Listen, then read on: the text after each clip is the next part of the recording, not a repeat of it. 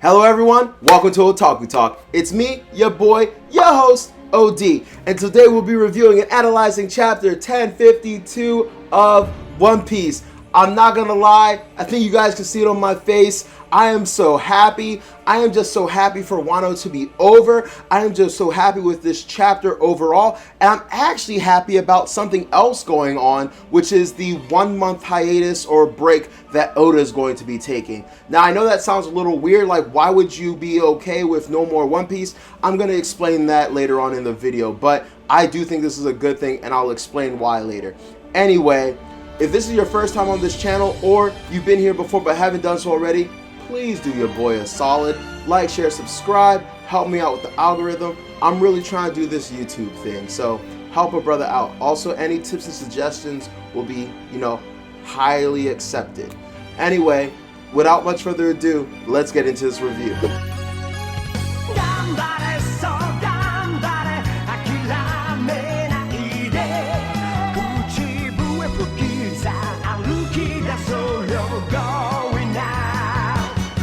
Alright everyone, chapter 1052 of One Piece, A New Morning. I feel like Oda can't keep using Dawn, so he went with A New Morning. But guys, this chapter was great. I give it a 10 out of 10. This is the stuff that us OG One Piece fans have been craving. Do not get me wrong, we love fights. We love fights, but lore piece. But lore piece is where it's at, man. We are all about, finding out about the world, lore piece, and I think travel. I forget what the other one is called. There's so many like funny nicknames people have made up, but lore piece and there's another one I like, are just the main things that have kept this community together. And so now that this fight has wrapped up, we're actually kind of getting into the actually important stuff of the story and of this actual arc, right? So we start off this chapter.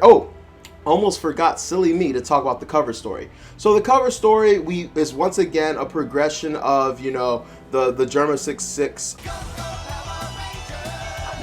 voyage. And basically they're still escaping, still leaving, and we run into Caesar Clown. Not gonna lie to you, I was completely confused, had completely forgotten that Caesar Clown was still there. Honestly, I was under the impression that he left after Whole Cake, and he either left on his own or left with Al Capone, Beiji, right? So I'm actually really shocked and surprised he's still there. Doesn't really make sense to me why he would still be there, especially with the beef he has with Big Mom and everything going on. But I don't know, maybe this is gonna have some big impact in the story later. Maybe he's going to work with the Germa. After all, he is a scientist. Judge is a scientist.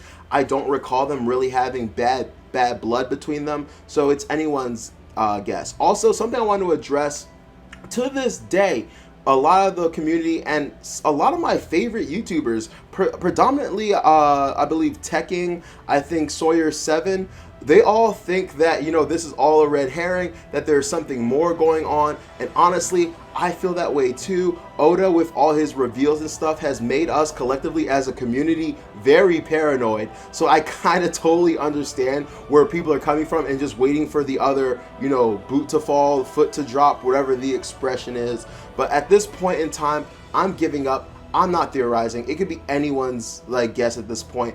I'm just saying the Germa 66 are here. That's the extent of it. They're gonna get their siblings. They might recruit Caesar Clown, because I don't see a reason why they would have beef with him or mess with him.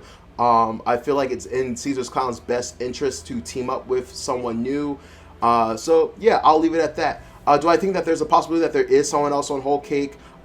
Something that one panel where they're at the entrance to Whole Cake and the one mayor or a guy with the hat is like looking at the intruders.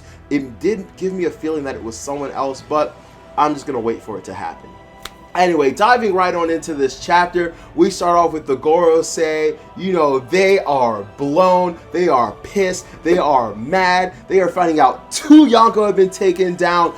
Joy Boy has been, or Nika has been, reawakened. Wano is still closed off. Things are not working out for the world government, and I could not be any happier. Screw those guys. So super happy to find out about that. So yeah, they're pretty much trying to figure out how to do damage control at this point. This is news that's too big not to be heard around the world. The information is going to be leaked despite Wano being an isolationist nation. And so they're just trying to figure out how to get ahead of it. Now, as far as consolations go, they're like, listen, can we still get out of this with Nico Robin? And around that time, there is some kind of interference on their transponder snails, and they hear a message saying yes. Now, at first I think his name is Maha, the one with the little like ruffles under his mask. At first I thought it was Maha saying yes, but I believe it was from the transponder snail, and basically it's saying, hold on, stay there, I'm on my way. And at first I was like, I don't think it's an enemy, because why would he tell him yes? Why would he say he's on his way? But at the same time, I was like, why would an ally need to, hack the transponder snail? So I was very, very curious about that. But we do know that someone is on the way to Wano, so I was very, very curious about that whole situation. Also, we're told that Zunisha disappeared into the mist. I'm kind of wondering what that is about. I don't know if Zunisha actually left. I think that would be really dumb to do.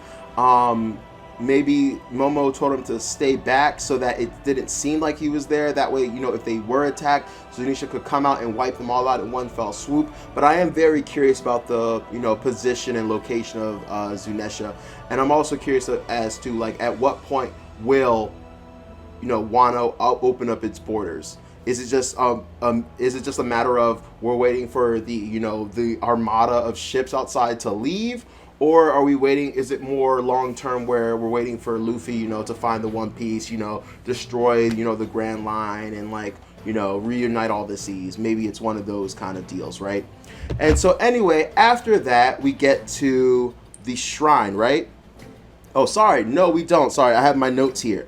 After that, we have a conversation between Drake and Hawkins. And, Hawkins is giving Drake shit for being a Marine spy or whatnot. And Drake's like, are you serious right now? Are you really coming at me right now? Like, you're kind of the punk bitch for, siding with Kaido, not switching over sides. I tried to help you out earlier. I tried to warn a brother. I told you now is the time to come and join us, and you didn't take that. And so we kind of just see Hawkins slink over to a wall and go down, and we finally have an answer to one of the many questions that we've had this arc, which I'm going to bring something up about like promises and whatnot,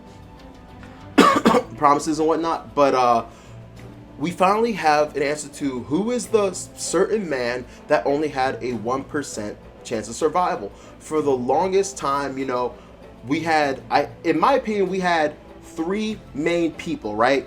We had Luffy, first and foremost, Kaido, and then I want to throw in Blackbeard, because we're at a point in this community and stuff where you just always have to kind of throw in Blackbeard into all these theories and stuff like that. So we thought it was going to be one of those. I honestly could not have would have guessed that it was Hawkins himself, and I wouldn't have guessed that Oda did exactly what he does here, and he just kind of lets Hawkins die.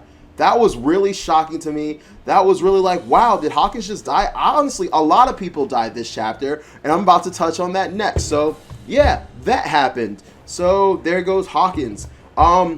Not gonna lie to you, I've made this clear before. Never really liked Basil Hawkins. Hated his ability, hated how it worked. Always felt like he wasn't that strong, and he just kind of scapegoated with his, Devil Fruit, because, other people would die instead of him. I felt like, minus that specificity of the ability of his Devil Fruit, like, he would have been dead forever ago. Now, I know that goes without saying that, like, well, the same can be said for anyone, but, like, specifically just being able to, like, cheat death by, like, killing someone else, it's really cheap. It's really cheap. So anyway, after that scene, we are at the burial grounds in Wano, and it appears that, and this makes sense, that there was never a shrine for Odin. Obviously, after Odin was defeated, Kaido and Orochi took over, so why the hell would they make him a shrine? So 20 years later, the Scabbards are rectifying that wrong, and they're making a shrine for Odin, surrounded by, the other down Scabbards. Which, bad news, how last chapter I was like, I think Usher Doji's just out of the picture. I kind of assume maybe he was injured from that explosion, that fire, being stabbed. Because in case you don't remember, he was stabbed by Kanjuro when Kanjuro was pretending to be Odin. So I was like, he's gonna be all right. He's probably just resting up. He's probably in the same, room or whatever as Luffy and Zoro. No, that is not the case. We get confirmation that not only is Ashura Doji dead, but so is Izo. And oh my god, if you had told me Izo was gonna die before Kiku, would not have believed you. Honestly, I had to go back and find the chapter because it really shocked me. And I was like, holy shit, yeah, he died. Like when he was fighting Maha and the other dude.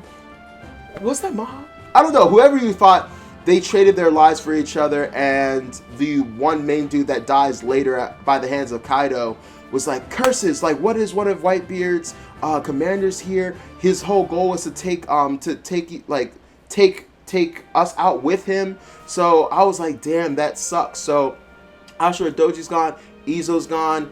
I'm actually really surprised that Kiku wasn't with these guys at the shrine. It is her brother, so that was kind of interesting to me. Also, out of the two deaths, the one, Ashura Doji's hits me the most. I just feel really bad for him because he spent 20 years just, ride or dying for Odin, putting, Wano on his back, defending Wano, having to live with this, faith and belief that the Scabbards would return. And then when they did return, kind of having, a falling apart with them. But then later on, agreeing to help and like kind of reuniting with them. And it sucks that after all, his diligence and work and like suffering, it just ends in his death. So I really felt a type of way about that. That kind of hurt me. I'm curious if later on they're going to bring Zoro back here because we still have to have that, that interaction with Zoro and Onimaru, as well as that interaction with, possibly Shushui and Ryuma's grave. And we get like at least 3 different times where people are talking about, the sword god, and I'm going to talk about that in a little bit too. So that was really interesting. But so yeah, Wano is saved. It's free. Everyone's talking stories about the hero that saved them. Kind of pissed off that we're hearing it's Joy Boy. I'm kind of annoyed. Like, where the hell did they hear about Joy Boy? Where did they get the name Joy Boy? I'm surprised they're not saying, like, I think it was that kid Luffy Taro. Remember that weird guy that was around here? Those pirates, blah, blah, blah. No, I'm hearing Joy Boy, and this is kind of the thing I was worried about. Kind of the thing, like, I don't want it to be a victory for Joy Boy. I want it to be a victory for Luffy. I don't know Joy Boy. I know Luffy. That's who I'm following. So I know Oda's doing this on purpose, but we'll see. So yeah, they're talking about that, talking about the savior. And like the last time we had a hero of this level, it was, Ryuma, the Dragon Slayer. And so I'm hoping tales of like Luffy's, triumph will be told in this, city, similar to how like, where you go various places, people sing and talk praises of, Roger's accomplishments. And so, I had to go back because I was very interested in this because they were like, where is Sarahibi? Sarahibi was the former school teacher for the children of Wano, which I'm actually surprised at all that, Orochi found it in himself to allow for them to still be schooled. But basically, Sarahibi was, teaching the kids propaganda, basically telling them that Orochi and Kaido good, Odin and the Scabbards bad. And they've been, preaching that propaganda for 20 years, but yeah, I just feel like there comes a certain point where the students go, you know what? I kind of don't think Orochi and Kaido are that great. Why are we suffering so much? So, unless they're told that their suffering is like a penance or, to rectify the sins of Odin, but like, I don't know, that was whack. But yeah, we have a new teacher, and the new teacher's like, we're going to reteach you all of the history of the world. It kind of reminds me of what's happening in America with how they don't want to teach, the history of slavery and stuff anymore. It kind of was like that. And so he's like, we're going to reteach you everything. And you can kind of, sympathize with these kids. They're like, what? We had to learn all this stuff. No, we have to relearn it. But I love the fact that they're going to get the truth and they're going to learn about the hero Kazuki Odin. And it's just like, with Dr. Hero Luck, it's about being remembered, and like not just being remembered, but being remembered positively. So I think this is a great thing for them. Now, the part we've all been waiting for, Luffy and Zoro wake up. I was super hyped for this. Like, I was waiting. I really want to know how much time has passed by, how long these ships have been waiting. But Luffy and Zoro wake up, and true to their characters, the first things they want are meat and booze, respectively, right? So I thought that was really dope. I thought that was really amazing and cool. And I do have one issue, one minor issue. I really think that Luffy should have remained like clunked out. I think maybe Zoro should have recovered with, you know, some caveats and some injuries, but I truly think Luffy should be clunked out. During that fight with Kaido, there was a moment where he reverted out of Gear 5 and he was like old and decrepit and like looked miserable, and I just need there to be stakes. A lot of people, ever since the reveal that he doesn't have the Gumu Gumu, and it's actually the Hito no Mi model Nika, and you know, it's the most ridiculous fruit. Like, a lot of people, and I'm included in those people, kind of got concerned about the stakes, right? And the ramifications. And like, there have been numerous times in the past where things have happened to Luffy or members of the crew that had no bearing or ramification on anything later in the series. One example is the time like Sanji like broke his shin or whatever. Nothing came of that. And so it's kind of annoying that, you know, he tapped into this new power. He had this incredible fight where his life on the line, and there doesn't seem to be any ramifications. Now, this could be one of those things where Oda fucks us later and he's like, y'all wanted ramifications? Well, guess what? Luffy's dead, and he's just saving it for the end of the series where like everything Luffy has done, it finally compounds and it's just too much. But I would have liked that a little bit sprinkled in a little bit sooner, right? And so anyway, after they wake up, we are filled with countless gags. We have Hiyori kicking her little / big brother in the face with the announcement that they're here. Everyone gathering around them. Momo telling Zoro and Luffy, hey, chill on the food. I want to have another festival, but I was waiting for you guys to, you know, to wake up again. Zoro and Luffy looking at him like, who the hell are you? And him telling them, it's me, Momonosuke. And then like honestly not caring, and Luffy being like, wow, you look big and strong now. Let's fight. Which, speaking of let's fight, there's a scene where Hiyori, or is it Kiku, essentially, or is it Yamato, tell Momo, hey, you're going to like grow up to be, you know, you might grow up to be like the strongest samurai. And I thought that was cool. I thought that was interesting. But I'm going to be real with you. I'm not happy with this adult Momo. That's not me saying the story is bad. This is a personal opinion.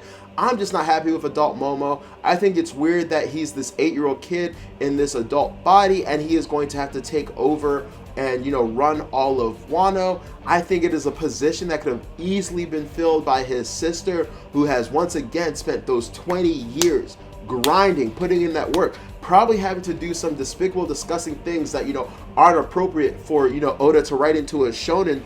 But like, she put in that work. She was raised by Kawamatsu. She was, you know, aided by what's his name, Denjiro, right? So I don't know, other than like he's the son of Odin and he's gonna follow in his father's footsteps, and it's kind of just like his fate, his prophecy, his destiny to take over Wano. It rubs me the wrong way. I think he could have done this as a kid. I think he could have shogunned. I heard a theory that like maybe Hiyori could have been shogun and he could have been emperor of Wano, but like emperor is kind of like multiple nations, not just one nation. So I kind of like understood why they didn't go that angle. But anyway, that is what I'll say on Momo's aging. I'll leave that there. But the other thing is, I just kind of feel some type of way that he's been trained by Zoro in the sword. I can kind of assume he's been trained by Kinemon. And also there was the whole Tsunachi thing. And I was really hoping that there was going to be a moment where adult form Momo put in work with the swords. And I was really disappointed not to get that. So that's just, I want to get that out there. It's not, something that makes or breaks, what we've read so far, but it is something that I am considering. Like, that's just how I feel. Anyway, after this part, we get into some tremendous gags. After, Luffy and Zoro don't care about him and, like, Luffy wants to fight him, he runs over to, Nami like he typically does and goes, Zoro and Luffy are making fun of me. And the funniest thing happens. What I expected to happen. I've been waiting for this. I knew this was going to happen. I knew it was going to happen. It was just a matter of time when it was going to happen. And Nami slaps the ever-living mess out of this kid. She's like, get off me, you grown-ass 28-year-old man, right? That jaw cracked it, because at this point, Momo was actually older than her. And so she just had this random dude, like, molest her. And then, like, he kind of explains, I'm still 8 years old. I'm just in an older body. And she's like, I guess that's true. But I think for her, she's like, nah, yeah, this is over. No more, you don't get to enjoy these anymore. And the sheer ever-loving pettiness, of Sanji and Brook just laughing their ass off, saying no more perks. You're an adult now. They are just the kings of petty right now, because they're like, we don't get to grab Nami's boobs. We don't get to touch Nami's boobs. We've seen you do that for like however long, Momo's been traveling with them, getting away with that. All the times he made that little face and mocked them. This is their comeuppance. This is their vengeance. And boy, was it sweet. So that was really interesting. Also, something that happened was Yamato, the whole time that Zoro and Luffy were MIA, took a vow, took a vigil of not eating and not bathing. I don't know why she needed to not bathe. Honestly, don't know why she needed to not eat. But it's the whole gods will bless the people as long as they stick to this vigil. So I think that was kind of sweet. Honestly, I'm gonna be real with you. It really does seem at this point that like Yamato is going to join the crew, just like how Chopper went over to Zoro, was on Zoro's head when he woke up. Yamato went over to Luffy and was on Luffy. She really seems to care for him, be endeared. She made the decision in her mind that she's going to join Luffy.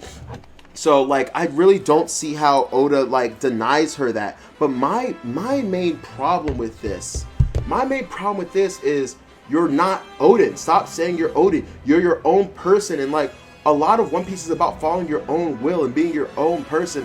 And, like, I don't see Luffy wanting Odin on his crew. I see him wanting Yamato, but not Odin. And I would love for a moment to be like, I want you. I don't want any caricature of you or you portraying someone else.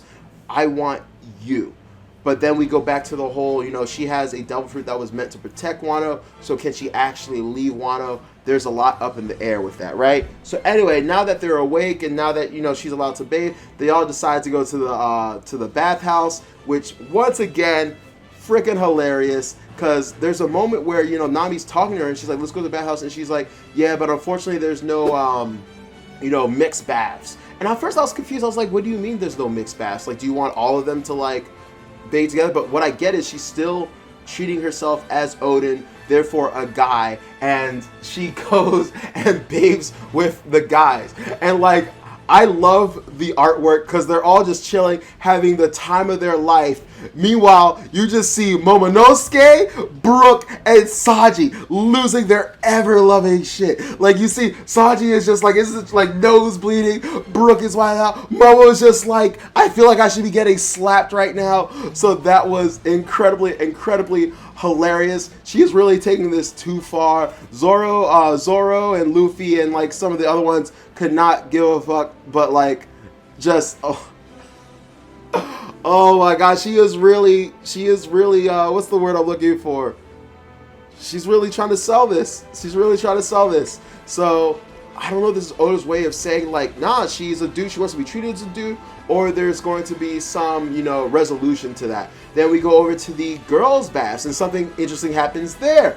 And Kiku's there. And for those that you don't remember, Kiku is a trans woman. She was born a man. Izo was born a woman. So she technically is biologically male. So, but she says something interesting to the effect of, back when the Scabbards and Odin were together, she used to bathe with them. However, she didn't feel comfortable bathing with, the men now, just because the way I interpret it is, when she was with Odin and the Scabbards, she was one of the boys. She wasn't a boy, but she was one of the boys to a point where, like, gender doesn't matter. It kind of reminds me of, like, I teach Taekwondo, I do Taekwondo, which, by the way, we had a tournament last Saturday. We kicked butt. Almost all my students got trophies. We had multiple first places.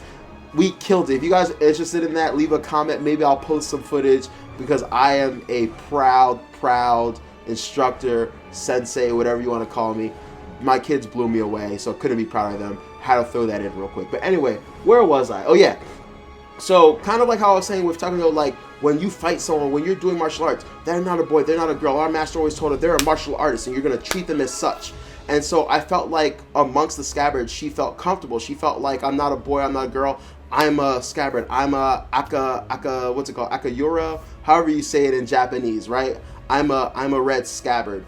And so because they're not there, she was in the bath with the girls, which was cool. Something I noticed was she had a bunch of wrappings, and I was trying to figure out if maybe she was just trying to hide her identifying sexual features, like the lack of breast or anything like that, because I doubt, in Wano there's any place for her to get like the surgery she would need, or maybe it's just wrapping simply because you have to remember her arm was cut off, and I was kind of sad we didn't get any good angles of that. So yeah, that was really interesting as well. That was cool. Something else I forgot to mention, I just checked my notes now, some things I wanted to address, because this chapter was just full of funny moments, and it felt like a tremendously long chapter. Like, every time like I read certain parts, I was like, is it over? And I was just so blessed to get more and more. But like after Zoro wakes up, they make the comment about, like, I'm surprised we're clean, because Yamato was dirty and filthy because she refused to bathe while they were injured, but like they were unconscious but somehow woke up clean.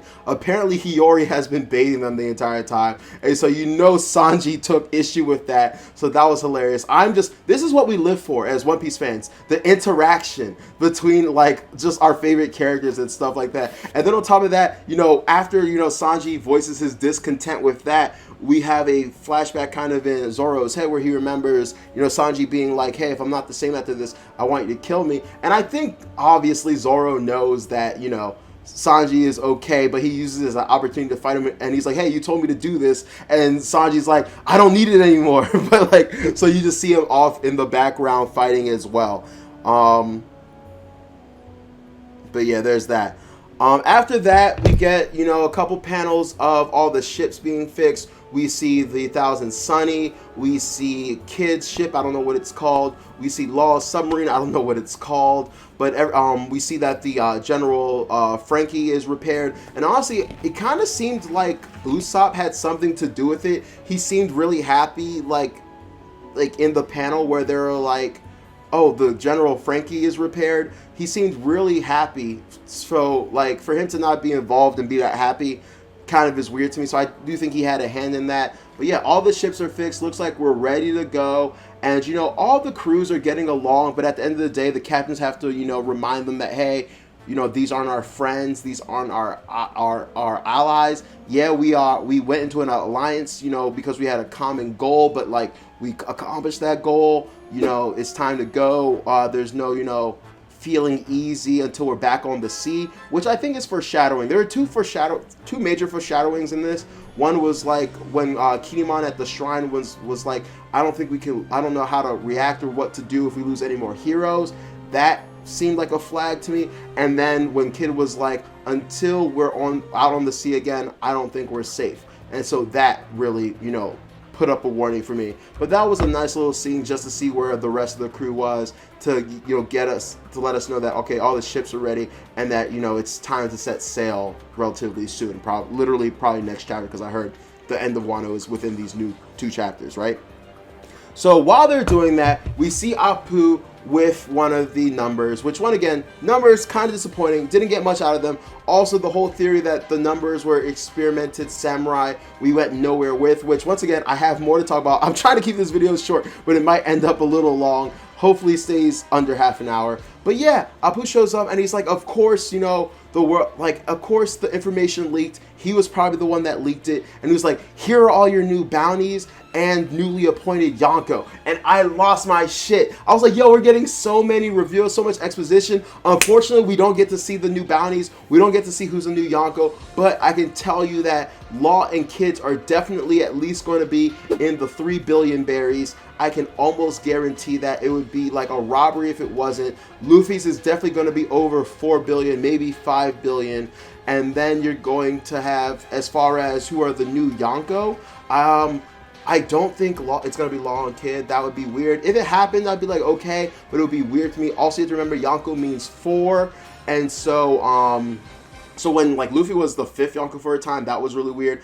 And I don't think, well, correct me if I'm wrong, was Teach or Blackbeard ever actually like confirmed to be an actual Yonko, or was it kind of like in the same vein as Luffy where we're kind of like accepting it like because, you know, people like Big News Morgan said so. But I think that as of right now, the 4 Yonko in the world are going to be Luffy, Blackbeard, Shanks, and I guess there's room for one more. I don't know. I really don't know. Like,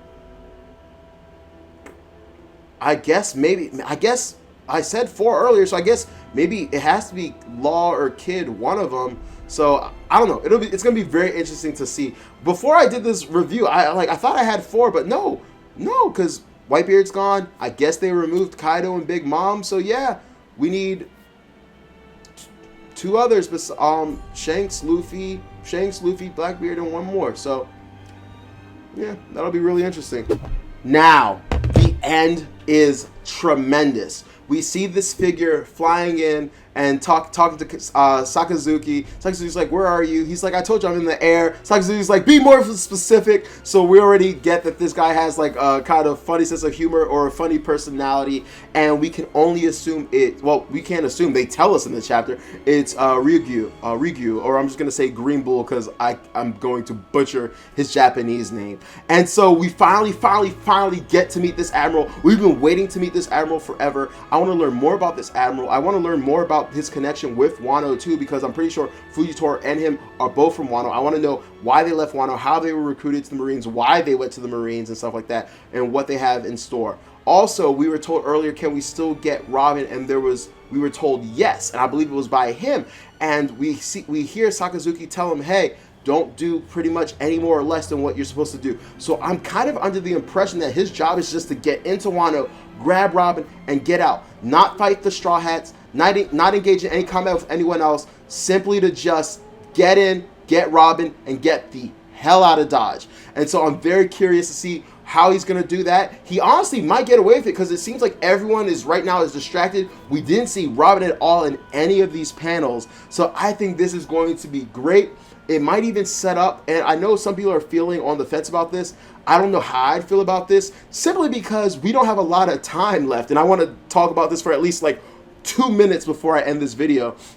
But, you know, I think there might be potential for a Marineford 2.0, a rescue Sabo Ace and Robin arc 2.0, where, you know, they steal Robin, take her to Marineford, take her to Gorosei, and so, you know, the Straw Hat Pirates and, you know, our crew, maybe our alliances are going to have to go to Mary Joie, rescue Robin, rescue Sabo, and maybe find out some other secrets. Maybe, you know, the Marines have an important poneglyph or some other information, right? So that would be really interesting. Also, I think the theories about Green Bull were correct. It seems like he is flying on some kind of flower. So a lot of people thought for the longest time that, hey, this dude might have a plant-based devil fruit. If he does, this is going to be the first time in One Piece history, I believe, in canon, where we see a devil fruit with plant-based abilities. So that's going to be dope. It also answers the question of like how he's able to, like how he hasn't eaten in 7 years, you know, photosynthesis. So whoever started that theory, shout out to you. That was a great theory, and it looks like it's going to pan out to be correct. So two things I want to talk about before I get off, I turn off this video is, one, I want to do a video. There's a, I'm gonna have a lot of time. There's a 1 month hiatus coming up, which is the other thing I want to talk about. And I want to do a video now that Wano is wrapped up about how we feel about it as a whole. Personally, I am just happy Wano is done. There is a handful of things I still want to touch on. Hopefully, just like this chapter, you touched on a bunch. We touch on the next chapter. We'll have to see. But there is something called the writing process, and it's the 3 P's, and that's promises, progress, and payoff.